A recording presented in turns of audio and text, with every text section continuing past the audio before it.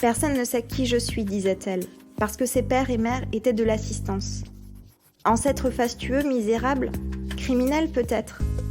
On pouvait tout espérer du passé. La meilleure façon d'être de bonne famille, c'est de ne pas en avoir.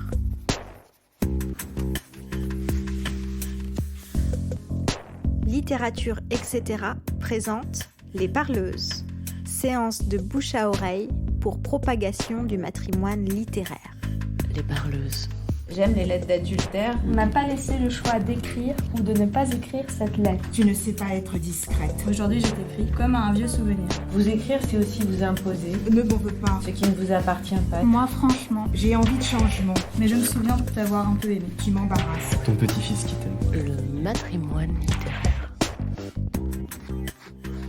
Nous sommes le 27 septembre 2020, c'est le dernier jour du premier week-end des Parleuses, projet à l'initiative de l'association Littérature, etc. Dans l'ordre du coronavirus, mais pas dans l'ordre chronologique, c'est la 9e séance des Parleuses. On n'avait pas fait de séance des Parleuses en présentiel depuis mars, donc on est plutôt très contente d'être là. Donc il y a une partie des gens dans la salle qui viennent de traverser un atelier de lecture par arpentage et une autre partie de la salle qui vient de traverser un atelier d'écriture avec Justine Arnal. Et là, donc, cette séance qui est dédiée à Béatrix Beck se clôt avec un partage de lecture, de l'œuvre de Béatrix Beck, voilà, par Justine Arnal. Un grand merci à la BPI et au festival Raccord, grâce à qui a lieu cette séance des Parleuses, et notamment à Bernadette Vincent et à Elsa Pierrot. Justine Arnal maintenant. Parallèlement à ton métier de psychologue, tu as déjà écrit 2 livres, Les corps ravis et Finir l'autre, tous 2 publiés aux éditions du Chemin de Fer. Et il y a environ 3 ans, alors qu'on échange sur nos lectures entre voisines, tu me mets entre les mains pour la première fois un livre de Béatrix Beck. Et alors que d'habitude, je déteste les expressions genre « quelle claque », ce bouquin m'a mis à terre. Là, c'est difficile pour moi, pour parler de cette première lecture, de ne pas jouer sur le titre du livre que tu me donnes à l'époque, qui s'intitule « La décharge ». Donc je suis particulièrement contente de t'entendre à ton tour nous partager ton regard sur l'œuvre de Béatrix Beck. Voilà. Merci Aurélie. Béatrix Beck. Initials Bibi. Nom placé sous les auspices des oiseaux. Parler leur langue, c'est l'or de son écriture. Béatrix a prononcé comme perdrix et dicte le père à l'origine du choix de cette nomination où il faut refouler le X. Ne pas se fier à ce plumage de gallinacé, comme à l'habit qui ne saurait soutenir la présence du moine en dessous. Béatrix Beck, oiseau de proie, plus que gibier. Son nom sonnait comme un marteau-piqueur contre l'écorce d'un arbre, dit sa petite fille Béatrice Zapiro.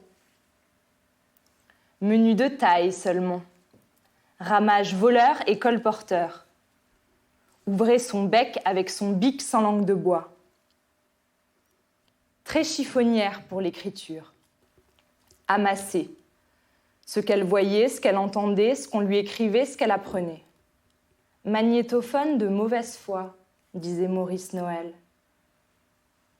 Brocanteuse, recycleuse. Du visible et de l'invisible, de citations, d'anecdotes et d'objets. Aimantée par les ambiguïtés, les marginalités, de genre, de classe et de rapport. Masculine et maternelle, selon ses propres termes.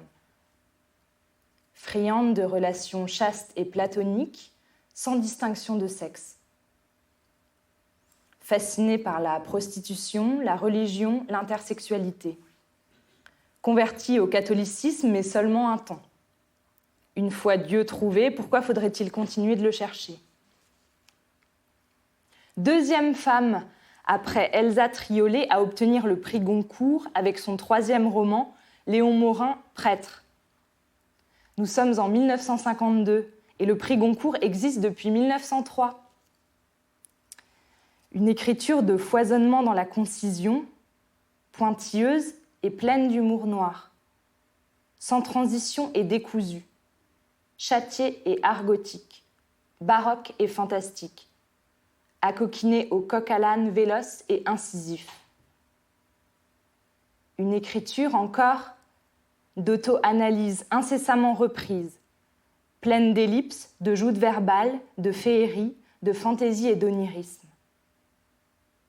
C'est trouvé en bas de l'aile gauche du triptyque de Jérôme Bosch, La tentation de Saint-Antoine. Voyez les pieds qui avancent dans des chaussures semblables à des raquettes. Une certaine gaucherie et bizarrerie, une solidité en même temps, et quelque chose d'un peu animal. C'est bien moi, n'est-ce pas ? Béatrix Beck, portrait. Quelques jalons biographiques pour donner le ton du parcours. Béatrix Beck est née à la veille de la Première Guerre mondiale, le 30 juillet 1914 à Villars-sur-Olon, lors d'un voyage de ses parents en Suisse. Elle a été élevée essentiellement par sa mère, Kathleen Spears, issue d'une riche famille anglaise d'origine irlandaise, mais ayant grandi en France. Une mère qui s'est suicidée par absorption de barbiturique en 1936. Beck avait alors 22 ans. Quant à son père, il s'agit de l'écrivain belge Christian Beck, d'origine lettonne et italienne, ami et correspondant d'André Gide. C'est en revendant leur correspondance que Beck pourra écrire Barney, son premier roman, qui sera publié en 1948 chez Gallimard. Elle est alors âgée de 34 ans. Béatrix n'a presque pas connu son père, qui est mort en février 1916, à l'âge de 37 ans, de phtisie galopante, alors que sa fille n'avait que 2 ans et demi. Elle ne l'a presque pas connu dans la réalité, est-il d'emblée nécessaire d'ajouter. Car, tant sur le plan fantasmatique qu'identificatoire, Christian Beck a joué un rôle essentiel pour sa fille. À 22 ans, en 1936, Beck est donc doublement orpheline, de père et de mère. Sa mère vient de se suicider pour répondre, disait-elle, aux appels pressants de son mari défunt. Béatrix est mariée depuis quelques mois à Naum Zapiro, juif apatride né en Biélorussie qu'elle a rencontré aux Jeunesses communistes, alors qu'elle était étudiante en droit. Elle voulait devenir juge pour enfants. Et lui, étudiant à l'Institut Polytechnique de Grenoble. « Si nous avions un enfant, je suis sûre que je ne ferais plus de cauchemars », affirme Barney, son double littéraire, à son mari à la fin de son premier roman. Dans la réalité, Béatrix était déjà enceinte de quelques mois avant le suicide de sa mère, puisqu'elle a donné naissance, le 25 décembre 1936, à une fille, Bernadette Zapiro. Béatrix, Naum et Bernadette vivent tous les trois, de 1936 à 1939, dans la banlieue de Grenoble, à La Tronche. Puis Naum Zapiro est mobilisé. Il meurt 1 an et demi plus tard, le 3 avril 1940, d'un coup de mousqueton dans des circonstances assez troubles. L'hypothèse du suicide n'est pas exclue. Beck revient sur cette mort dans son deuxième roman, Une mort irrégulière. Béatrix Beck, à son tour, comme sa mère avec elle, se retrouve seule à élever sa fille, qui est, rappelons-le, demi-juive, pendant la guerre.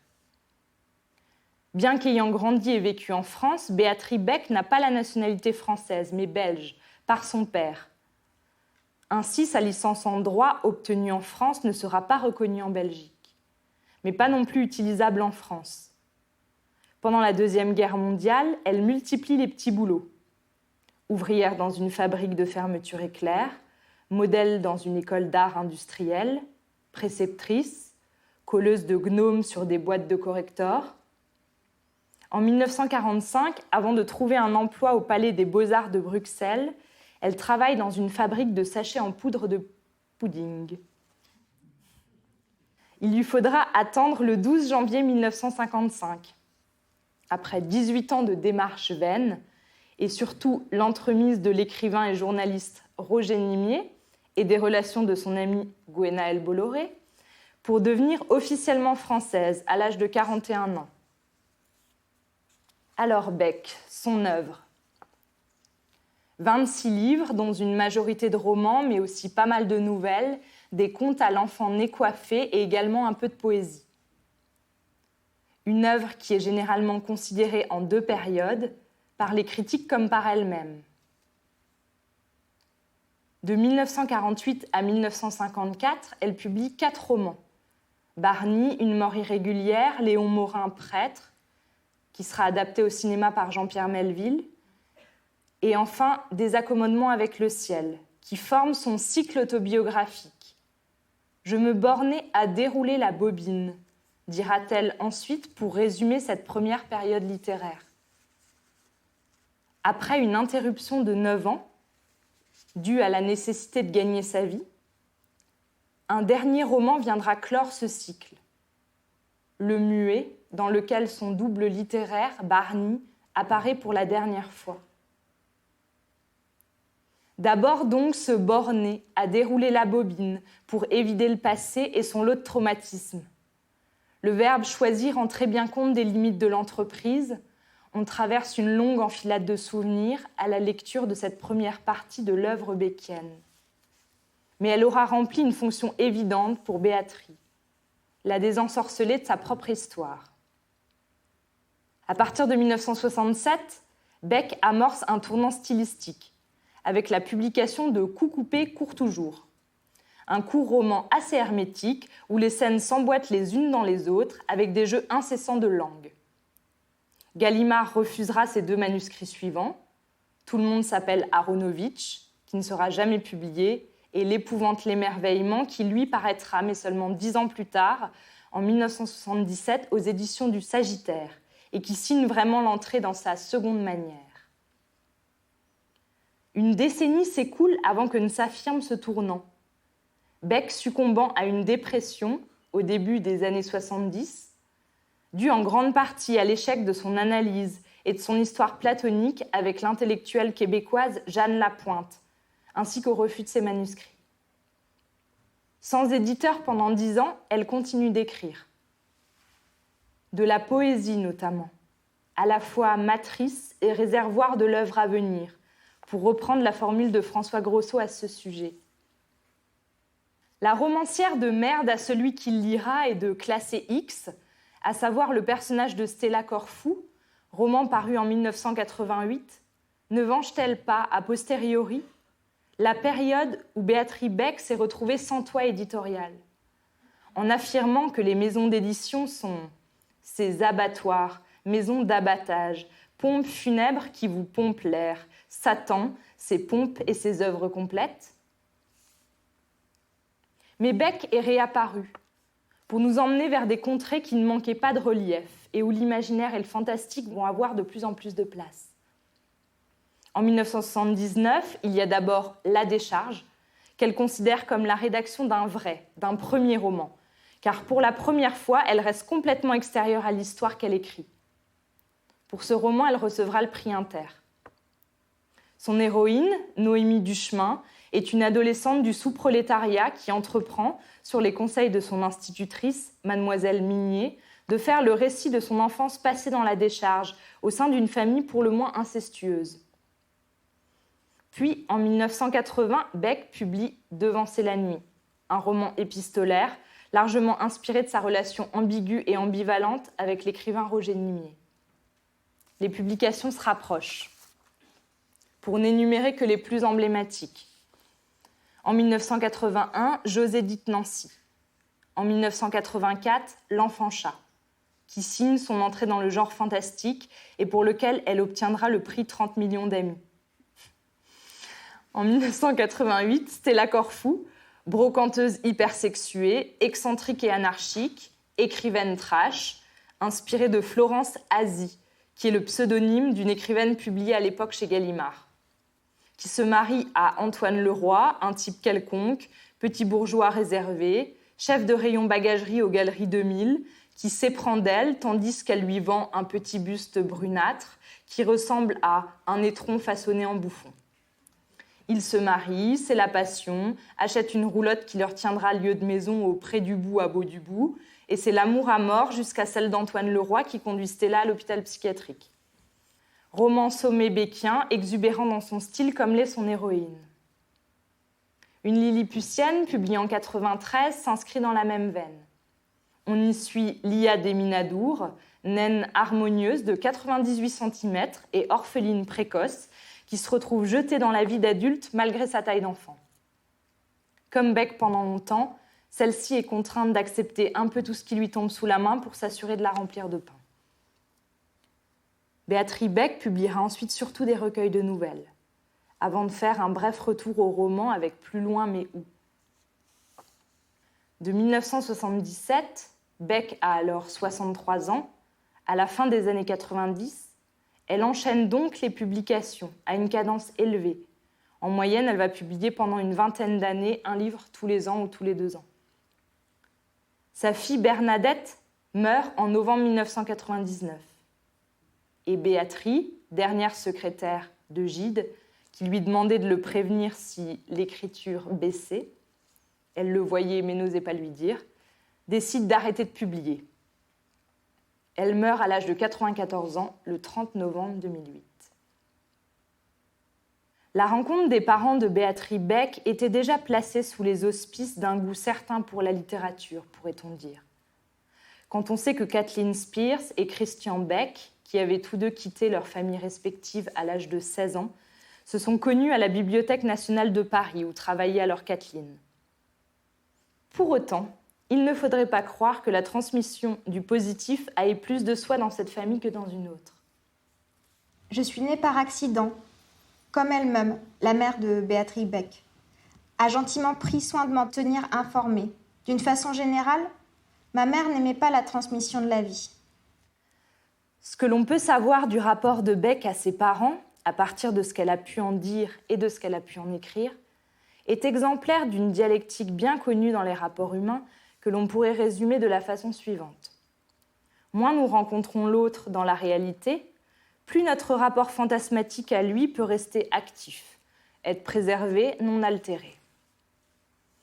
D'un côté, il y a Christian Beck, très idéalisé par sa fille. C'était un vagabond, marginal, voyageur. Il est parti en Russie, a rencontré Tolstoï, grand ami de Gide. Béatrix ne tarit pas d'éloges à son sujet, comme si elle l'avait vraiment connu. Elle le qualifie tour à tour de Christ, d'homme aux semelles de vent, d'être supérieur, remarquable intellectuellement. C'est surtout dans les confidences de Gargouille que l'on trouve des éléments sur son lien à Christian Beck. Cet ouvrage, qui retranscrit les propos confiés par Béatrix Beck à Valérie Marin-Lamellé lors d'entretiens menés en 1996 et 1997, constitue l'ouvrage de référence pour qui s'intéresse à la biographie de Beck, en proposant une exploration à la fois chronologique et thématique de sa vie et de son univers. À l'entendre parler de son père qu'elle a perdu alors qu'elle n'avait que 2 ans et demi, on peut se demander comment il est possible qu'elle puisse le qualifier comme s'il s'agissait de quelqu'un qu'elle avait connu, alors qu'elle a été si peu en sa présence. Dès ses 6 mois, elle a été placée en nourrice. On se demande comment c'est possible et puis l'on sait. Beck a incorporé son père. Elle le dit à sa façon. Elle s'est identifiée à lui parce qu'elle ne pouvait pas s'identifier à sa mère, explique-t-elle. Et cette identification est d'autant plus forte qu'elle s'est tenue en son absence. Du côté maternel, ce n'est pas l'admiration qui prévaut, mais une ambivalence extrême, où compassion, détestation et obsession se disputent la part belle. Béatrix ne cesse de pointer les incohérences maternelles dont elle semble avoir fait les frais, parfois avec une grande violence. Avec ma mère, c'était tout le temps le contraire du contraire. Grandir en sa présence ne fut pas de tout repos. Ainsi s'ouvre Barney, son premier roman, où le double éponyme de Beck retrace avant tout son enfance passée avec Aldevine, double maternelle littéraire. Quand j'étais petite, ma mère avait peur que dans notre taudis, je ne meure de la tuberculose, comme mon père. Elle me sortait du matin au soir par des froids si rigoureux que les gens s'indignaient et qu'une femme lui cria une fois « Vous voulez la congeler, votre fille ?» Quelques pages plus loin, Barney affirme que toute petite, elle avait une idée fixe. Quitter sa mère sans un regard pour elle. Certains souvenirs reviennent intacts d'un livre à l'autre. Ils forment comme des carrefours dans l'œuvre beckienne et tirent de la mère de Beck le portrait d'une femme très fragile psychologiquement, au comportement certes imprévisible, mais aussi très agressif envers sa fille. Pendant une promenade du soir à la campagne, soudain, ma mère se jeta par terre en riant et criant « Traîne-moi, je veux que tu me traînes !» S'accrochant à ma jambe et au bas de mon manteau, elle cherchait à me faire tomber dans l'herbe avec elle. J'éclatai en sanglots à l'idée que ma mère perdait la raison. Mes sanglots la calmèrent, elle se releva et nous poursuivîmes la promenade comme si de rien n'était. Durant l'adolescence de Béatrice, Kathleen, jamais remise de la mort de Christian Beck, envisagea d'exhumer son squelette pour l'avoir à ses côtés dans sa chambre. Pas de goût pour la transmission de la vie, mais pour celle de la mort.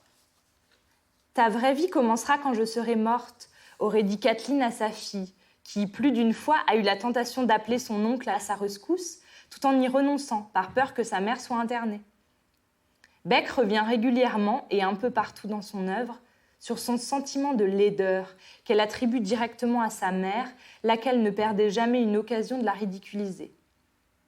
Une courte lettre, sobrement intitulée « Maman », condense de façon terrible et magnifique le lien de Béatrice à sa mère. « Maman, vous avez été pour moi d'un dévouement démentiel, pelant et épépinant chaque grain de raisin, en portant en promenade à mon intention 7 lainages. Comme on sait, la surprotection est une haine retournée, qui parfois se manifestait directement lorsque mon père s'inquiétait. Bientôt, elle sera à 6 pieds sous terre. Ça m'était complètement égal, m'avez-vous informé. Mais vous aviez un charme fou. Ça aurait été un comble de générosité de déguiser votre suicide en accident.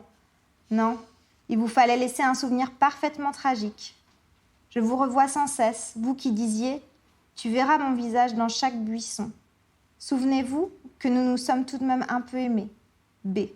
Comme souvent cela arrive, surtout dans les familles, difficiles de vivre et de voir en même temps. C'est en devenant autrice, avec la publication en 1948 de Barney, que les œillères ou les écailles tomberont pour Béatrice. À la parution de Barney, des critiques ont écrit « Sa mère était folle ». Les écailles me sont tombées des yeux. Au fond de moi, je le savais, mais refusais d'opérer la synthèse. Tout en accumulant dans ce livre les exemples de la folie de ma mère, je ne pensais pas du tout, l'écrivant, qu'elle le fût. Cette affirmation me semble fondamentale pour comprendre la trajectoire que Beck effectuera avec la littérature, car elle nous situe où elle se place au départ. Écrire est ici posé comme un acte qui permet de revenir sur ce que l'on sait tout en ne le sachant pas. Par la langue, voir ce que l'on a sous les yeux, qui, bien couverts, n'ont pas saisi ce qui se tramait devant eux. Savoir qu'on doit sa vie à un appareil qui s'est détraqué n'est pas très agréable, mais comme j'ai su très tôt que l'essentiel pour moi serait d'écrire des livres, le fait que ma naissance ait été souhaitée ou accidentelle ne m'a pas bouleversée. Seule l'écriture est plus forte que la mère, écrivait Marguerite Duras dans les mêmes années, comme en écho, malgré le fait qu'à peu près tout ou presque sépare ces deux autrices. Précisons un peu les choses. La mère ici doit être entendue dans son acception la plus vaste, nullement pour désigner une personne, mais pour penser le nouage singulier propre à chaque sujet, combinaison, mélange d'éléments de réalité et de fantasme. Ce n'est jamais vraiment de la mère, mais de son imago dont il est question. Quant à la force, cela peut être simplement tenir, trouver comment tenir et avec quoi. L'écriture donc, comme un moyen, une arme à brandir face à la puissance ontologique de l'imago maternel. Très tôt, Béatrice Beck revendique que l'écriture est sa vocation. Au cœur d'une telle revendication, quelle part d'automythification de l'auteur. L'automythification se produit par la langue, et dans le cas d'une vocation d'écrivain, non seulement par, mais aussi pour elle. Il s'agit d'affirmer et de croire totalement en ce que l'on affirme, même si cela n'est encore nullement advenu. L'automythification atteste d'une croyance absolue dans ce que peut la langue, croyance qui, chez Beck, est totale. Même s'il faut entendre qu'elle avait horreur qu'on l'appelle Barney comme si c'était elle fait porter dès son premier livre cette revendication de la vocation d'écrivain à son double littéraire. Je ne doutais pas un seul instant que je ne deviendrais un écrivain unique. Mes œuvres seraient un cosmos, ni roman, ni étude, ni pièce, ni poème, ni conte. Rien qui appartint à un genre déjà existant. Est-ce que la vie relevait d'une catégorie littéraire ? Je voulais réunir tous les arts dans le mien. Les mots des autres étaient les étiquettes de leurs pensées. Je voulais que les miens en fussent les instantanés. Les autres rapportaient leur gibier mort. Je prendrais le mien vivant. Je violerais la langue française pour lui engendrer des bâtards inouïs. La vieille poule s'étonnerait d'avoir couvé des phénix. Nudisme intégral de la pensée. Mon travail futur serait à la fois spontané et impeccable. Pour cela, il fallait que ce soit mon être même que j'améliore, que j'épure. Je visais au détachement des créatures et à l'impassibilité. Moi aussi, j'étais l'esclave de mon œuvre à naître, également prête, pour elle, au martyre ou au crime. On peut, au regard du déploiement de l'œuvre beckienne dans l'après-coup, mesurer les effets performatifs de cet auto-engendrement. Les choses sont claires, le désir limpide. L'œuvre, pour Beck, passera avant tout. Ce sera l'espace où elle se refusera à tout compromis. Un refus porté et soutenu au cours de son existence de multiples façons. Ainsi, elle pensait qu'il n'était nullement souhaitable pour elle de gagner sa vie avec ses livres et revendiquer la nécessité d'un second métier, radicalement autre, qui permette à l'écrivain de ne céder ni à la tentation de plaire, ni à celle de faire des concessions. Bien que pour elle, travailler vraiment, cela ne puisse être qu'écrire. C'est dans la tension que les choses se jouent pour elle. Un cursus normal m'aurait évité de devenir employée de maison, mais il m'aurait privé de rencontrer les personnes que j'ai connues. Et d'écrire ce qu'elle a écrit, pourrait-on ajouter. Ce n'est pas un hasard si ces romans ne cessent de mettre en scène des personnages issus de milieux sociaux radicalement différents qui se rencontrent et se côtoient. Si l'œuvre est cette terre sans compromis où l'on rapporte des gibiers vivants, par opposition à d'autres écrivains qui rapporteraient leur gibier mort, comment ne pas penser qu'on peut mettre des visages et poser des noms sur ces gibiers pris dans les filets de l'écriture de Beck, plus ou moins à leur insu. Béatrice évoque elle-même de gros conflits survenus avec des personnes ayant été l'objet, la source, tout dépend de quel point de vue on se situe, de son inspiration littéraire au cours des entretiens avec Valérie Marin-Lamellé, assumant que la plupart des gens qui se sont retrouvés dans ses bouquins ont été horrifiés et qu'elle s'est brouillée avec tout le monde. On ne consent jamais tout à fait à être gibier, même si notre dépouille est promise à l'entrée dans le temple de la littérature. Le chasseur le sait. C'est d'ailleurs pour cela qu'il lui est plus aisé de ramener une proie morte que vivante. Être la promesse d'un ravissement de papy ne console pas le lapin, pas plus que de se savoir servi accompagné de morilles, pruneaux ou excellente moutarde. Mais le rapport entre les deux n'est pas univoque. Une proie peut surprendre celui qui la chasse. Certaines, d'autant plus lorsqu'elles sont vivantes, deviennent lourdes à porter. Dans La Fourrure, texte de quelques pages qui préfigure le roman José dite Nancy, inspiré de la rencontre de Beck avec l'une de ses voisines de palier, se termine par ces mots.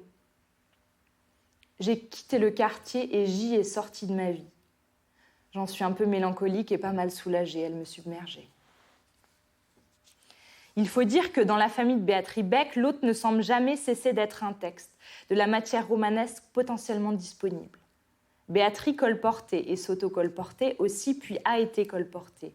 Dans ses livres, elle citait sa mère, reprenant certaines de ses phrases pour leur beauté. Elle alla jusqu'à reproduire ses lettres dans son recueil de nouvelles Vulgaire Vie, ce qui lui permit d'atteindre le minimum de pages pour que la publication soit possible. Plus tard, dans leurs livres respectifs, Bernadette puis Béatrice ne cesseront pas à leur tour de citer, de rapporter des phrases de Béatrice. Il y a de Béatrice à Béatrice, en passant par Bernadette, une véritable mythification de certaines anecdotes familiales, qui s'inscrit dans la poursuite de celle de Béatrice vis-à-vis de son père dès son enfance.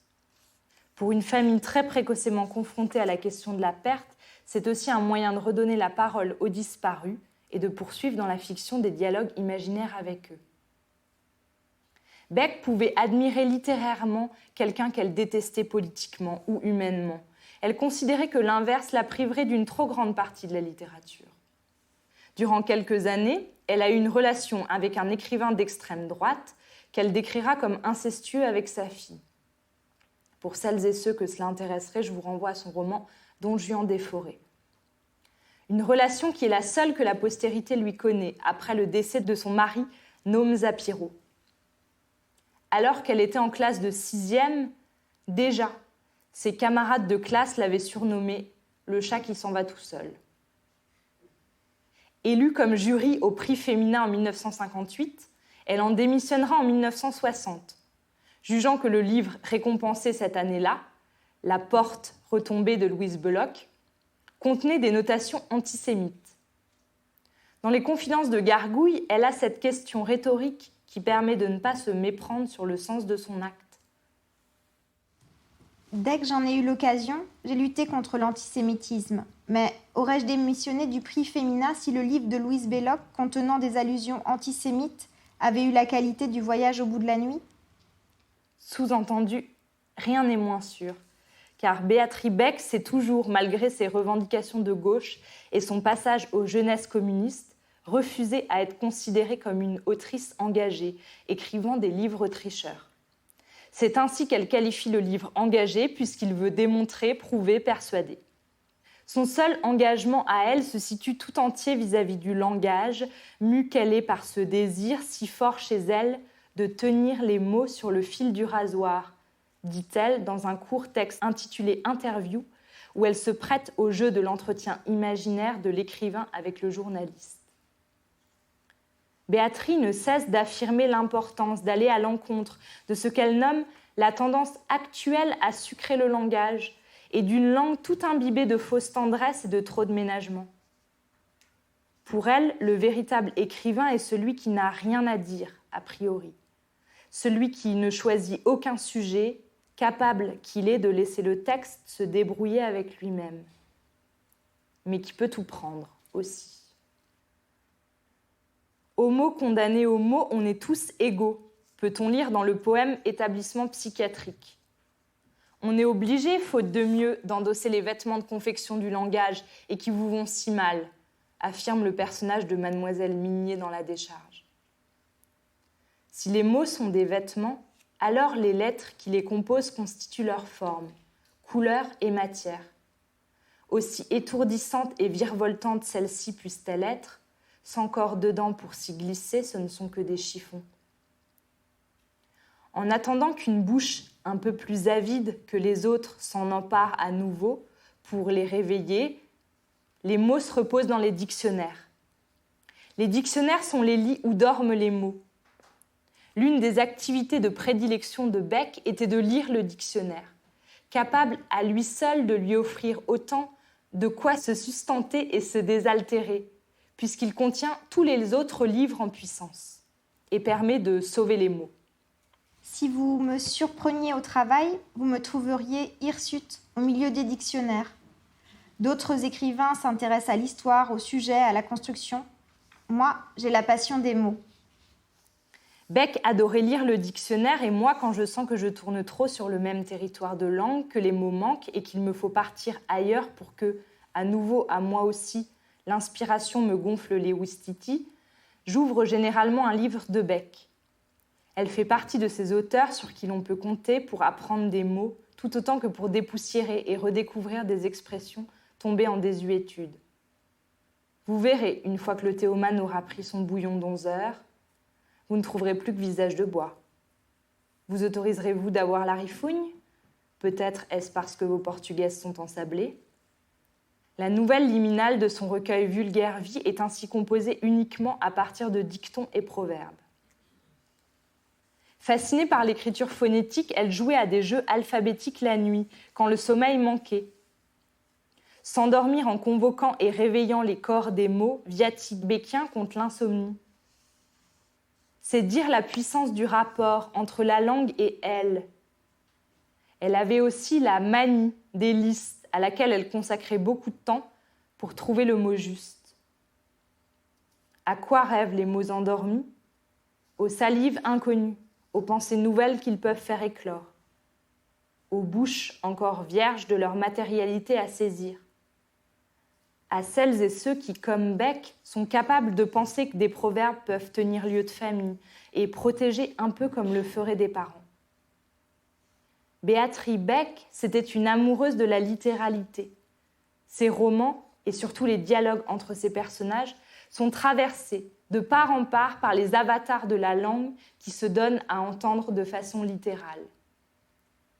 Dans le sens usuel, le littéral est une certaine façon d'entendre les mots, en opposition avec leur sens figuré. Avec le littéral, nous sommes au ras de l'écoute du signifiant, qui est pour faire bref ce qui s'entend. Dans le lit des mots qui s'attirent selon Beck, comme les corps donc, pour chatouiller leur orteil engourdi, elle ne cessait de les saisir au pied de la lettre. Tout est dans le littéral de l'expression. Saisir ainsi les mots, c'est donc d'abord voir leur corps, que sont les lettres. Avant d'être une amoureuse de la littéralité, Beck aime les lettres qui sont chacune pour elle dignes d'admiration, dotées de vie. Il y a les malingrées, les dodus, celles qui s'appuient sur une, deux ou trois pattes. Des corps plus ou moins ouverts, plus ou moins fermés. Bref, comme les êtres humains, elles ont un corps unique qui les caractérise et constitue leur singularité.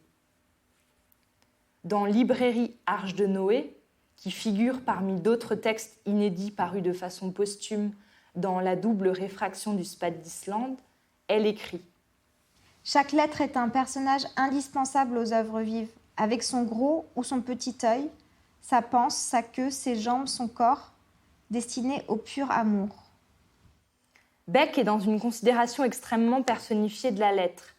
Et ce n'est pas seulement une clé pour comprendre et appréhender son œuvre, mais aussi pour accéder au savoir d'un rapport possible, dans la langue, à la littéralité. Pour être capable d'en user, d'y goûter, il faut peut-être avant tout avoir un rapport très personnel et très étroit aux lettres, à leur matérialité. Les considérer en elles-mêmes, penser leur existence de façon autonome, elles précèdent les mots et sans elles, il ne serait rien.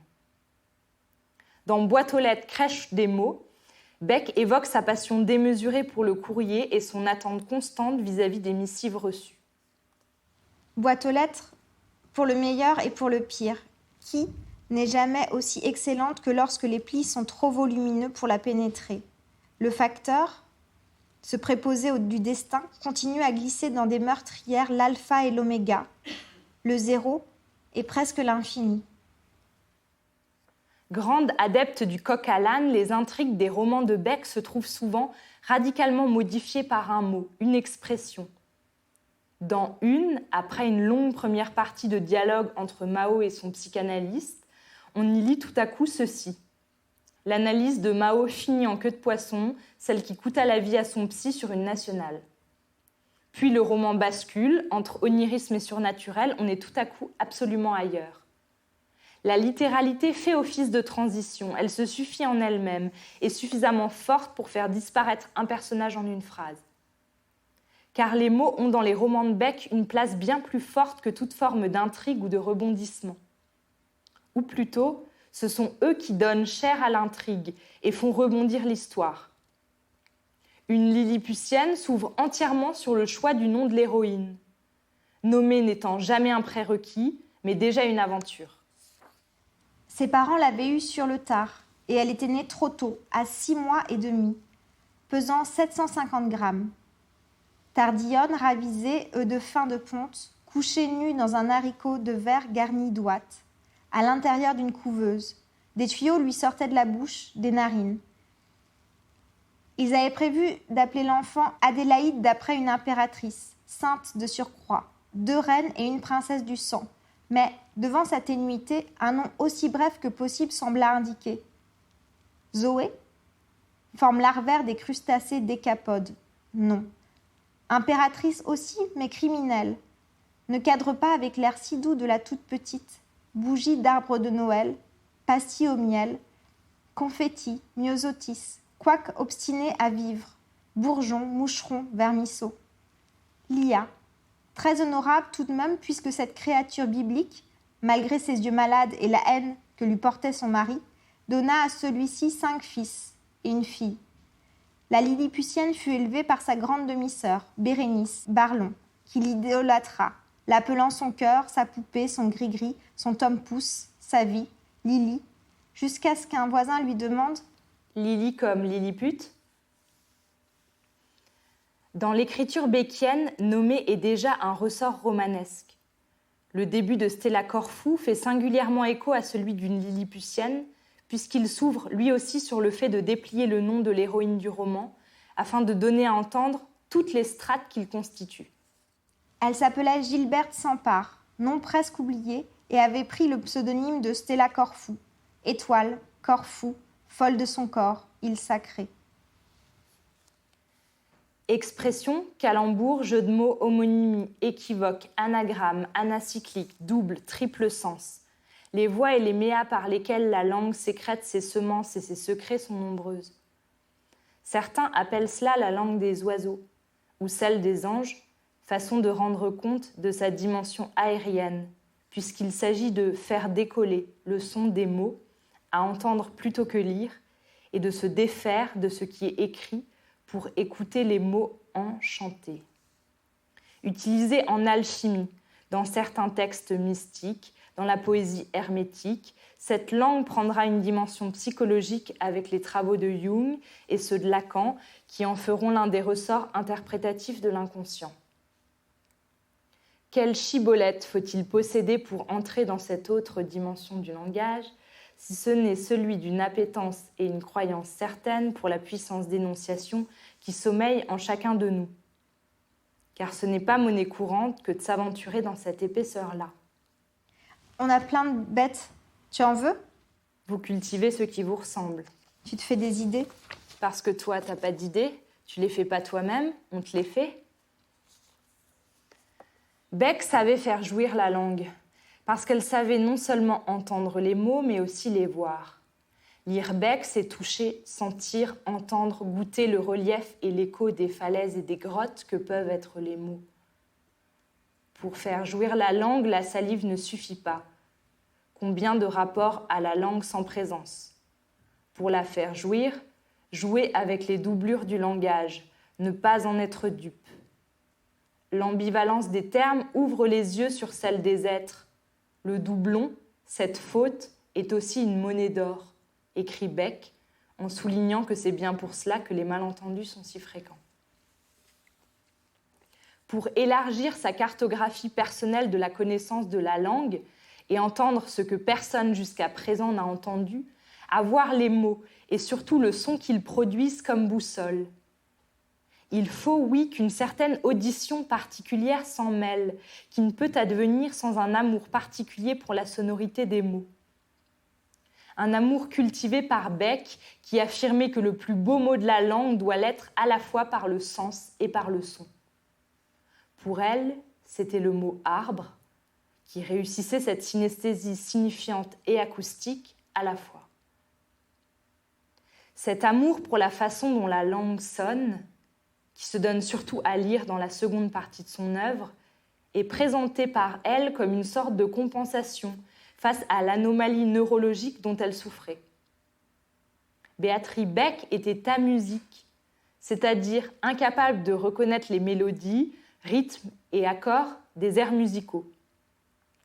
Pour celles et ceux qui souffrent d'amusie, un air de musique familier peut ne pas être reconnaissable, ne pas faire sens dans sa globalité. Si des notes sont fausses, ils ne l'entendent pas. C'est précisément en certains endroits de son œuvre, je pense notamment à Coup coupé, court toujours, ce que Beck fait vivre à son lecteur. Des mots qui sonnent comme des notes qui s'enchaînent par correspondance et assonance, avec un rythme certain, au point que cela entraîne parfois une perte au moins partielle du sens. Comme si l'essentiel était surtout de plonger dans une ivresse sonore qui accepte de céder sur une part de compréhension globale. L'œuvre beckienne est une myriade de doubles, dans ses formes comme dans son contenu. Double sens, apparent, caché, double mot, jeu incessant d'homonymie, double degré, littéral, second, double registre, double littéraire, double texte aussi. Beaucoup des personnages écrivent, et à l'intérieur des narrations principales, leur texte nous est aussi donné à lire. Comment, avec un rapport si étroit et si riche à la langue, aurait-elle pu ne pas être sensible à la psychanalyse, domaine où l'attention aux mots est si singulière et prégnante? D'autant plus que cette discipline, au moment où Beck amorce son second printemps, était alors en France à son apogée. Comme les rois avaient des bouffons, j'ai souvent souhaité avoir un psy à ma disposition. Fantasmatiquement, je m'éveillais et racontais mon rêve à mon psy qui m'aidait à le comprendre. Dans la mesure où il n'existe que dans mon imaginaire, le psy est tout de même une partie de moi. La comparaison vaut son pesant d'or et doublement. Pour le pied de nez moqueur qu'elle fait à la profession d'abord, mais aussi et même surtout car elle cerne tout à fait un des endroits à partir duquel Beck écrit quand elle se frotte à ce domaine. Il s'agit bien d'être tout à la fois reine et bouffonne d'elle-même ou des personnages qu'elle crée, sujet et objet. Analyste et analysée en même temps, surtout. Dans Confidence de Gargouille, on trouve quelques balises biographiques sur son lien à la psychanalyse. Déjà toute petite, elle racontait ses rêves à sa mère qui s'y intéressait. Dès le lycée, elle découvrit cette discipline par la lecture de l'interprétation des rêves. Toute discipline, comme tout corps, a un cœur qui la fait battre, palpiter, vivre. Celui de la psychanalyse et celui de Beck sont irrigués par des sources communes. Si l'enjeu de pouvoir déployer et déplier une créativité dans l'écoute de la langue est présent dans tout travail analytique, il l'est tout autant dans l'œuvre beckienne. Celle-ci fourmille d'allusions et de références à la psychanalyse. Son autrice en possède le vocabulaire et s'amuse à imiter le discours des cabinets privés comme des hôpitaux publics, n'hésitant pas à mettre tel quel dans la bouche de ses personnages des concepts théoriques. Ses romans sont autant traversés de personnages qui écrivent que de psychothérapeutes, psychanalystes et psychiatres, Beck s'appropriant la forme de l'entretien psychiatrique pour la muer en matière romanesque. Pour y voir d'un peu plus près dans la façon dont Beck a exploré et exploité, essentiellement seul, le savoir théorique analytique, il faut remettre sur le devant de la scène 3 de ses œuvres en particulier. Noli, en 1978, La mer intérieure en 1981 et Une, je précise que le E est entre parenthèses, en 1989. Ce sont, chacune d'une façon bien spécifique, des œuvres témoins des explorations de Beck vis-à-vis de l'analyse, ou plutôt de l'auto-analyse. Qu'est-ce qui fait la spécificité de la psychanalyse, la distinguant de toutes les autres disciplines, si ce n'est le transfert, ce qui se noue et se joue dans la relation analytique d'un patient à son analyste. Pas de psychanalyse sans 2 corps en présence l'un de l'autre dans un cadre aux modalités précises. C'est ce qui fera le plus défaut à Beck dans sa connaissance de la psychanalyse, ce qui ne manque pas de conditionner ce qu'elle écrit à ce sujet. Entre 1968 et 1973, Béatry effectue des allers et retours réguliers entre la France et l'Amérique du Nord, car elle est invitée à enseigner dans certaines universités, notamment au Québec. C'est à ce moment-là qu'elle s'initiera en acte, mais aussi surtout en pointillé, à une rencontre analytique avec une psychanalyste d'orientation rogérienne, c'est-à-dire inspirée du travail de Carl Roger, un psychologue humaniste américain, ainsi qu'à une sorte d'analyse de groupe qu'elle vivra très mal au point d'avoir envie de se suicider, se sentant exclue et rejetée par les autres. L'analyse rogérienne, c'était alors ce qui faisait fureur en Amérique du Nord. Il faut le dire d'emblée, à bien des égards, c'est une pratique très éloignée de celle plus orthodoxe, d'inspiration freudienne et lacanienne. Beck est poussée à cette initiation par Jeanne Lapointe, intellectuelle québécoise dont elle tombe alors amoureuse. Nous étions toutes deux très intéressées par la psychanalyse. Elle, beaucoup plus calée que moi. Peut-être n'avait-elle pas plus que moi de vie sexuelle, ce qui contribuerait à expliquer cet engouement. Peut-on lire au début de Noli. Noli est un des romans les plus méconnus de Beck. Largement autobiographique, il revient sur ses années nord-américaines par le truchement d'un nouveau personnage, la narratrice de l'histoire, Claude Hulse. Le dernier avatar, pour reprendre la formule de François Grosso, des doubles littéraires de Beck depuis Barney. Noli, c'est le surnom qu'elle donne à Jeanne Lapointe, devenue Camille Aumière dans le roman, inspirée de la traduction latine de Noli me tangere, ne me touche pas. Entre la rencontre amoureuse avec Jeanne Lapointe et le démarrage de l'analyse de Beck, qui sont donc concomitantes, les dés sont jetés. Et un peu pipés à bien des égards, ou en tout cas totalement soudés dès le départ. Dans les confidences de Gargouille, Beck avoue que c'est en partie pour plaire à Jeanne Lapointe qu'elle s'est lancée dans cette entreprise. C'est fondamental de le rappeler pour comprendre le destin de son analyse. Son désir à elle, à ce moment-là, plus que d'entreprendre une analyse, était surtout d'alimenter le désir de celle qu'elle désirait. C'est donc Jeanne Lapointe qui trouve l'analyse de Beck, une analyse qu'elle-même fréquente, au demeurant. C'est encore Jeanne qui organise la rencontre entre Beck et la psy en question, nommée Ida Cormier dans le roman, et qui l'accompagne à sa première séance en l'attendant dans la voiture. Le destin de la relation amoureuse est un échec. Ayant conditionné l'analyse, celle-ci l'est également. Ce roman est à la fois la chronique de cet amour non charnel toujours à sens unique et de son analyse interrompue qui l'a conduite à une profonde dépression, un sentiment de perte totale d'identité et un séjour en hôpital psychiatrique. Il y a dans Nos lits de très beaux passages sur cette dissolution identitaire éprouvée alors par Claude Heuls, qui ne sont pas sans rappeler La cloche de détresse de Sylvia Plath, qui lui est contemporain puisqu'il a été traduit en français en 1972. Je ne pouvais plus être moi, ni rien d'approchant. Un matin, je fus subitement obligée de lâcher l'aspirateur, comme si je risquais une électrocution. Les larmes ruisselaient sur moi. Impossible de les arrêter. J'y comprenais rien. Je ne me sentais pas concernée par tout ce liquide qui dégoulinait sur mon visage. Il me semblait marcher à côté de moi-même. Je ne pouvais plus signer de mon nom. Les gens disaient « ressaisis-toi » ou « fais un effort de volonté », alors que le mal est justement un dessaisissement de soi-même, une annihilation de la volonté.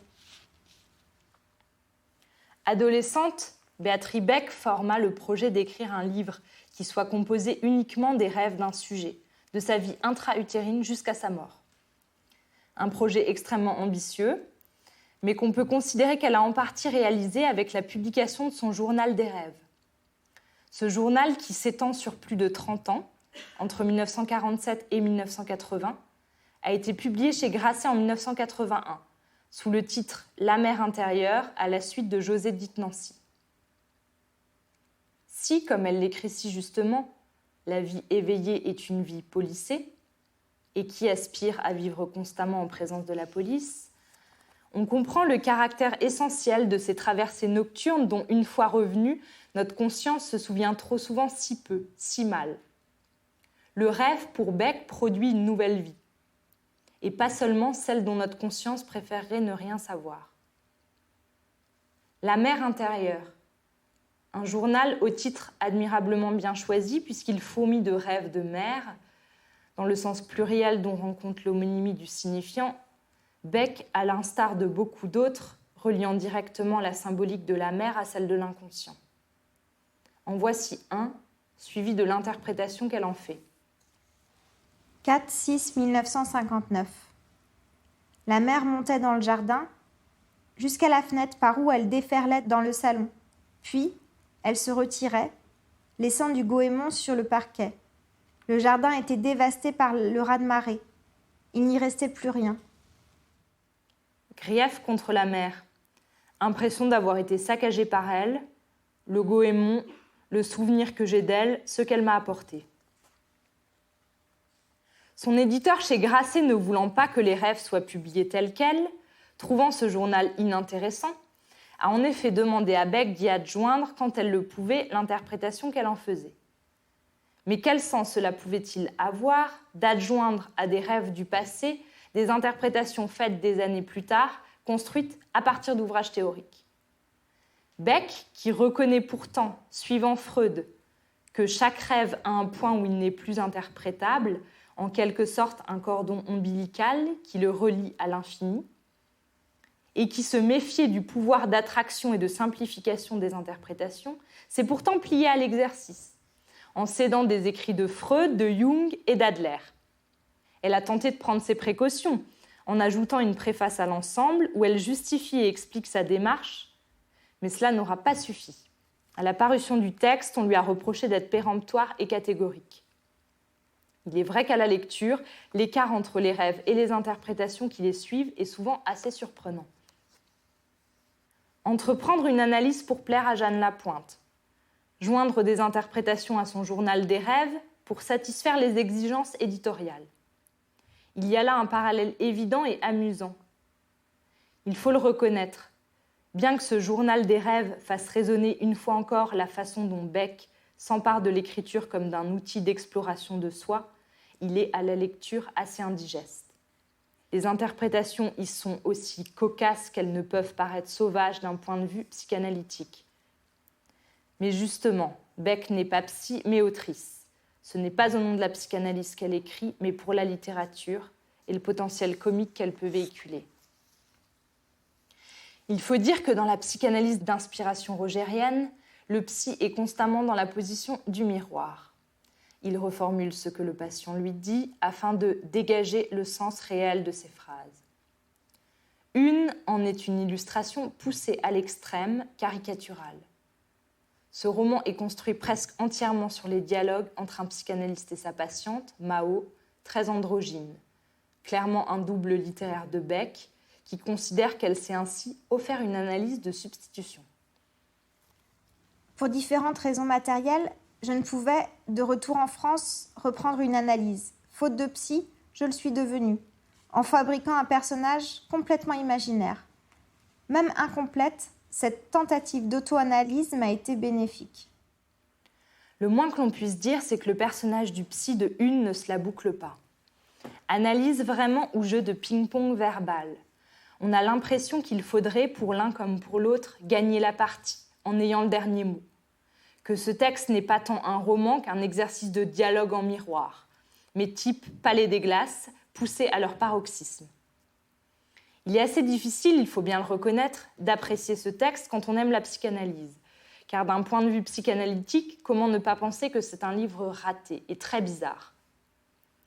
Mais en même temps, il est à l'image du rapport de Beck à l'analyse, placé sous le signe de l'échec.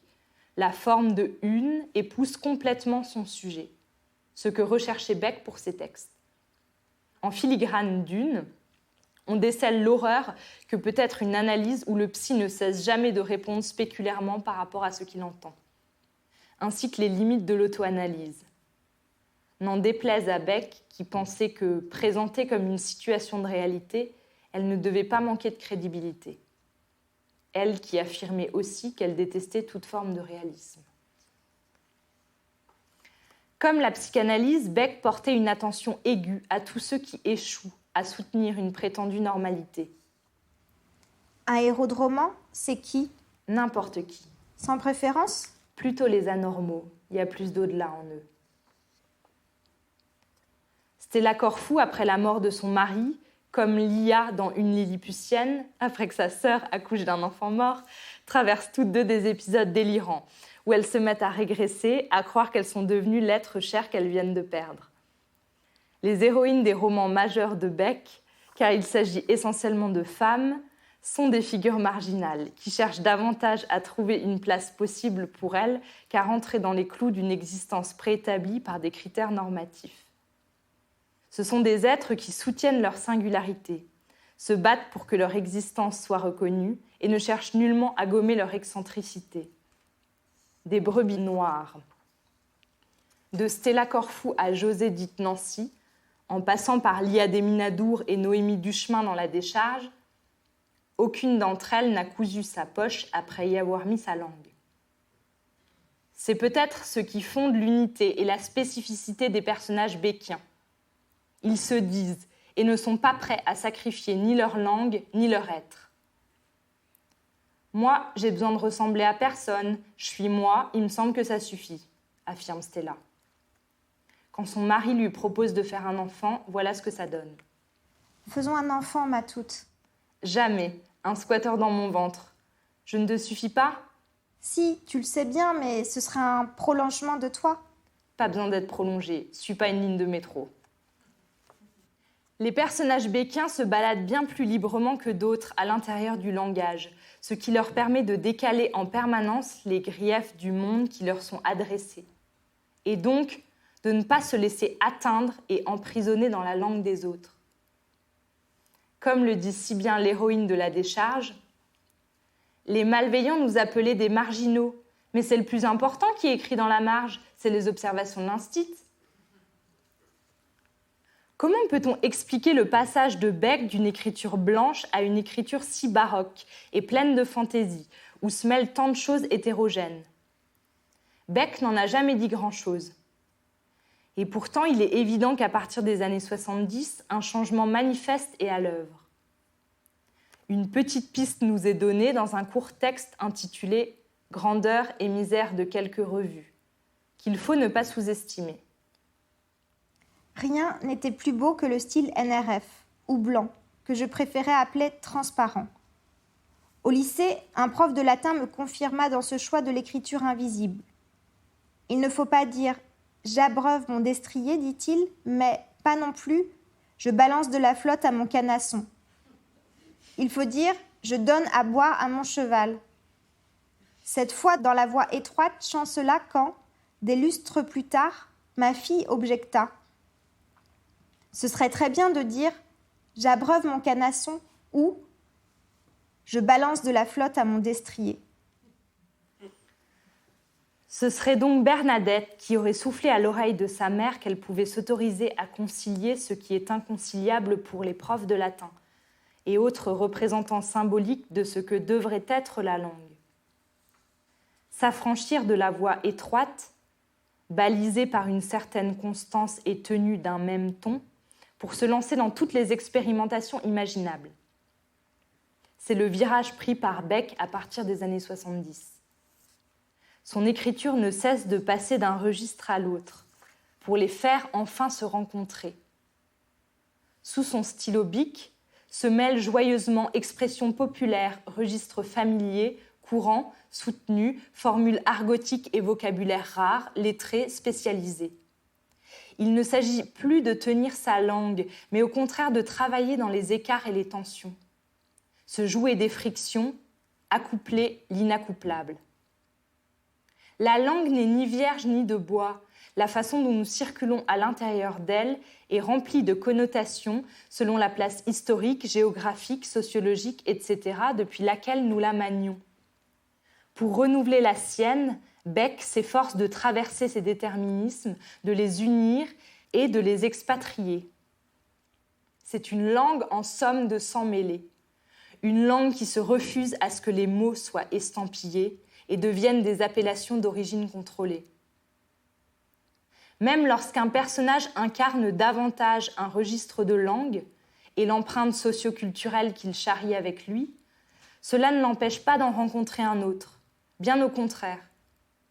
C'est de cet entrechoquement que naissent les romans de Beck. José dite Nancy et La Décharge mettent tous deux en scène deux personnages diamétralement opposés par leur usage de la langue, mais qui se rencontrent grâce à ces oppositions. C'est même ce qui fait le sel de ces deux romans. D'un côté, il y a José et Noémie Duchemin, qui incarnent des figures du peuple, de la pauvreté, qui font des fautes, s'expriment à la va comme je te pousse. Et de l'autre, Mademoiselle Minier et Bathilde de Meuse, qui toutes deux travaillent dans le français. La première est prof de français, la deuxième autrice. Ces deux représentantes de la juste langue sont prises dans des mouvements très ambivalents. Elles oscillent constamment entre attirance, fascination et dégoût, répulsion, vis-à-vis de celles qui se permettent de parler avec une liberté de ton s'affranchissant aussi bien des conventions sociales que des règles grammaticales. Bref, qui se permettent de violer la langue, comme Mademoiselle Minier et Bathilde de Meuse n'oseraient jamais le faire, trop éduquées pour cela. Voici un petit passage de La Décharge, où Mademoiselle Minier parle de Noémie Duchemin. Elle traite les phrases comme elle faisait de la décharge. Sa plume est une fourche qui remue les immondices. Comment ce monstre de précocité avait-il pu naître chez ces sous-développés ? Va falloir que je retouche à la prose, à la va comme je te pousse de mon négrillon, sans nuire à son innocence qui présente le même genre d'intérêt qu'on trouve dans les productions de certains aliénés mentaux. La plume peut être une fourche qui remue les immondices. C'est même fondamental qu'elle s'y attelle. Personne ne veut jamais descendre les poubelles, mais jusqu'à présent, personne n'a trouvé comment faire disparaître les ordures. Face à l'injonction de mademoiselle Mignet vis-à-vis de l'écriture, n'emploie pas d'argot, lui somme-t-elle. Noémie Duchemin, qui ne hiérarchise nullement les mots selon leur bienséance, répond naïvement « Comment on reconnaît l'argot ?» Mademoiselle Mignet lui donne alors cette définition terrible. Tu vois bien les expressions, les mots qui ne sont pas vrais, qui existent à côté des termes normaux. Ce que dit mademoiselle Mignet ici excède la question de la légitimité ou non de certains mots. À partir d'un interdit, d'un refus, d'autres entrent en écho. Refuser certains mots, c'est refuser certaines bouches, et donc plus largement certains corps, certains êtres. Mademoiselle Mignet est complètement dans ce rapport à la famille Duchemin qui vit dans la décharge. Ce n'est pas seulement sur leur langue qu'elle voudrait apposer un sceau de bannissement. Finalement, derrière sa phrase, on pourrait presque entendre « Tu vois bien, vous, les êtres qui ne sont pas vrais, qui existent à côté des gens normaux. Ce qui n'est pas nommé n'existe pas, souffre d'un défaut de possibilité même d'existence, est une réalité non répertoriée, non cartographiée. » Chloé Delhomme nous l'a rappelé récemment avec le mot uxoricide. Les déclinaisons de formes d'exclusion qui peuvent en découler sont nombreuses. Beck le savait. Son écriture est une écriture qui embrasse. Si l'on voyage peu géographiquement dans les romans beckiens, on ne cesse d'être déterritorialisé au sein de la langue française. Je n'aurais pas rencontré Béatrice Beck sans Renaud Buener et François Grosso, les éditeurs du Chemin de Fer, qui m'ont fait découvrir son œuvre, mais aussi l'histoire de cette famille, les 3 B au peu de père, comme j'aime à les nommer, Béatrice, Bernadette, Béatrice. Depuis 2010, il s'attache à la transmission de l'œuvre beckienne. En republiant les romans qui ont été épuisés, oubliés d'abord. L'épouvante, l'émerveillement, Coup coupé court toujours, Nos listes et la Corfou, une Lilliputienne devancer la nuit, cette année. Et bientôt, je l'espère, la décharge. Mais pas seulement. Grâce à eux, nous avons aussi à présent accès, dans le recueil Entre le marteau et l'écume et autres poèmes, aux poésies complètes de Beck, jamais publiées avant 2013, ainsi qu'à ses nouvelles et autres textes inédits et retrouvés dans la double réfraction du Spad d'Islande, publié en 2014. Qu'il soit hautement remercié pour cette transmission-là, ainsi qu'Elsa Pierrot, reine des raccords inédits. Je remercie aussi la bibliothèque du Centre Pompidou pour son accueil, ainsi que toutes les participantes et le participant de l'atelier d'écriture. Et puis bien sûr Aurélie Olivier pour son amitié, sa confiance, sa précision de langue, qu'il me plaît tant d'entendre. Merci beaucoup.